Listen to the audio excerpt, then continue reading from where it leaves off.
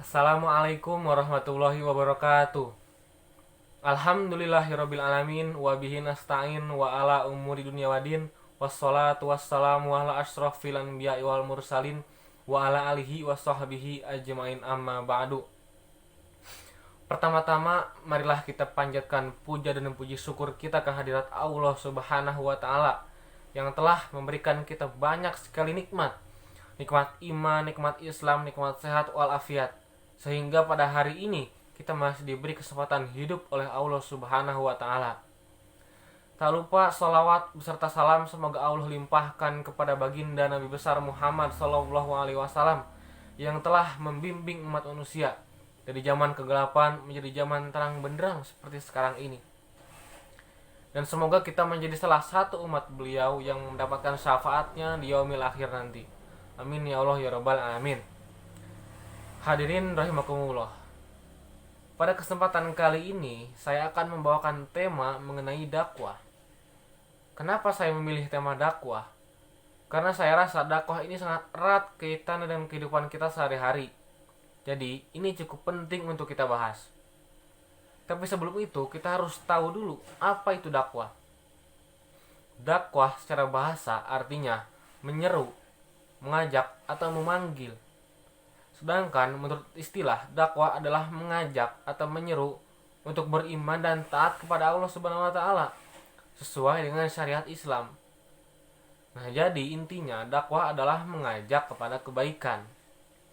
Seperti firman Allah pada Quran surat Ali Imran ayat 104.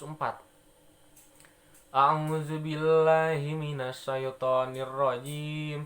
Bismillahirrahmanirrahim.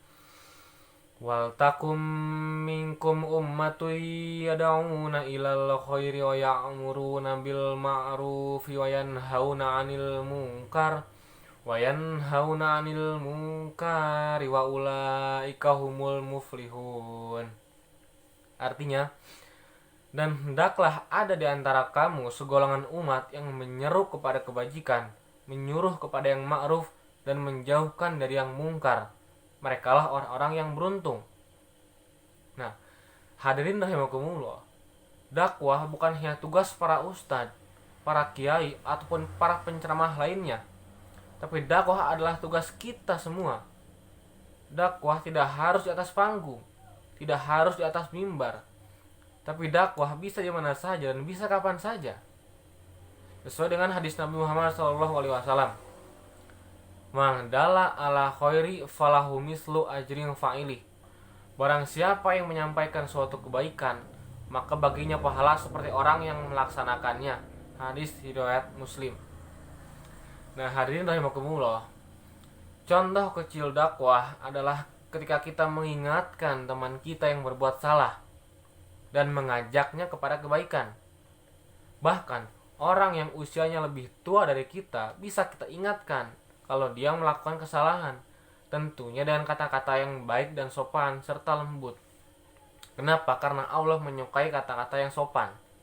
Seperti hadis Nabi berikut yang artinya, sesungguhnya Allah maha lembut, mencintai kelembutan.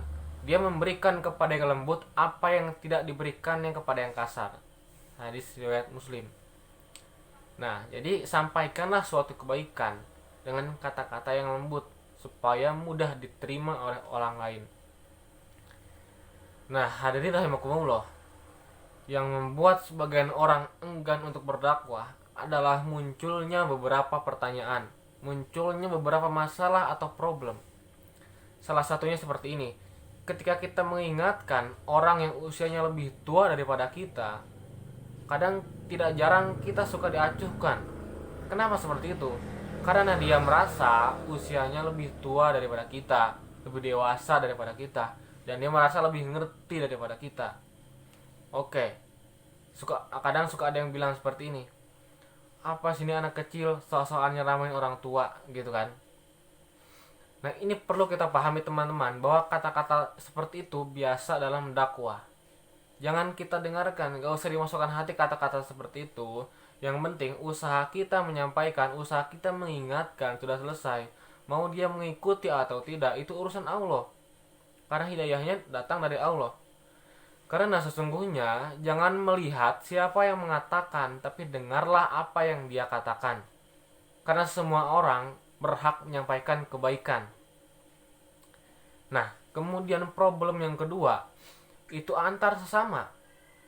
Ketika kita mengingatkan teman kita, kadang suka ada yang bilang gini, jangan sombong lu, mentang-mentang pintar soal nyeramahin kita, gitu kan. Kalau nggak seperti ini, jangan sombong jadi orang, soal-soalnya namanya orang banyak. Emang ilmu lu seberapa sih? Nah, gitu kan. Kata-kata seperti ini juga biasa dalam dakwah, karena ini merupakan tantangan dalam dakwah. Tidak usah dimasukkan hati, tidak usah sedih. Yang penting usaha kita atau kewajiban kita menyampaikan sudah selesai. Mau dia ikut atau tidak, terserah Allah. Sekarang seperti ini teman-teman. Karena menyampaikan kebaikan dikatakan sebagai sebuah kesombongan. Lalu bagaimana dengan ustadz-ustadz yang suka ceramah? Berarti mereka lebih sombong daripada kita. Mereka ceramah setiap hari kemana-mana, ya kan? Berarti mereka lebih sombong dong daripada kita. Karena mereka lebih sering menyampaikan kebaikan. Mereka lebih sering berdakwahnya. Tidak semudah itu menyimpulkannya teman-teman. Kalau ada orang yang menyampaikan kebaikan ataupun kita sendiri yang menyampaikan kebaikan, sesungguhnya itu bukan sebuah kesombongan, tapi itu adalah sebuah bentuk usaha kita, usaha mereka dalam menyampaikan kebaikan dan menjalankan perintah Allah Subhanahu wa taala. Seperti firman Allah berikut.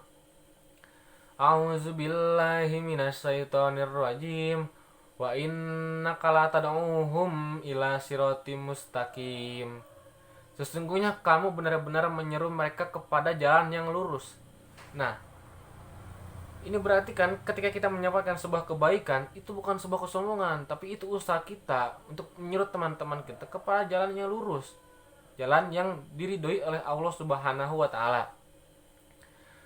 Oleh karena itu teman-teman, kita jangan takut untuk berdakwah, jangan takut untuk menyampaikan kebaikan, jangan takut untuk mengajak atau menyeru teman-teman kita.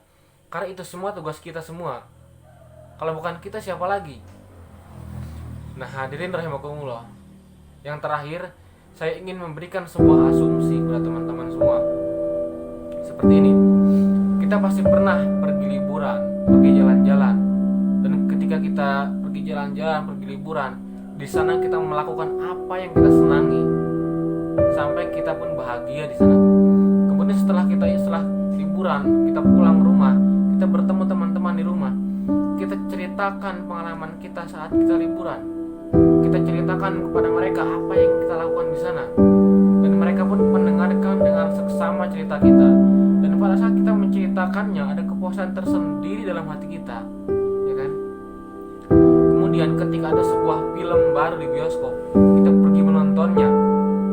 Kemudian kita pulang, kita bertemu teman-teman di rumah, di sekolah, kita bilang ke teman-teman kita, teman-teman, ada film baru nih di bioskop, udah pernah nonton belum? Nah, setelah itu kita ceritakan film tersebut kepada teman-teman kita, atau istilahnya kita spoilerkan film tersebut kepada mereka. Dan ada sebagian dari teman-teman kita, setelah mendengarkan cerita kita, mereka pergi menontonnya. Dan kemudian yang ketiga, di YouTube banyak vlogger-vlogger makanan. Mereka makan sambil menceritakan makanan yang mereka makan. Mereka ceritakan bahwa makanan ini enak, lezat, sehat, murah, bergizi, dan lain sebagainya. Tapi teman-teman, ada satu hal yang lupa kita ceritakan kepada mereka, yaitu dakwah. Sudahkah kita menceritakan kepada mereka tentang kebaikan? Sudahkah kita mengajak mereka untuk berbuat baik? Sudahkah kita menceritakan kepada mereka bahwa Islam itu indah? Seberapa indah Islam ini? Karena dalam Islam semuanya ada aturannya. Dari hal terkecil seperti masuk kamar mandi sampai hal terbesar seperti berperang, semua diatur dalam Islam. Oleh karena itu ceritakanlah keindahan dalam agama Islam, ceritakanlah kebaikan kita kepada teman-teman, dan kita akan mendapatkan keridhaan Allah Subhanahu wa taala. Dan semoga kita menjadi orang-orang yang senantiasa saling mengingatkan antar sesama. Sekian ceramah singkat yang bisa saya sampaikan.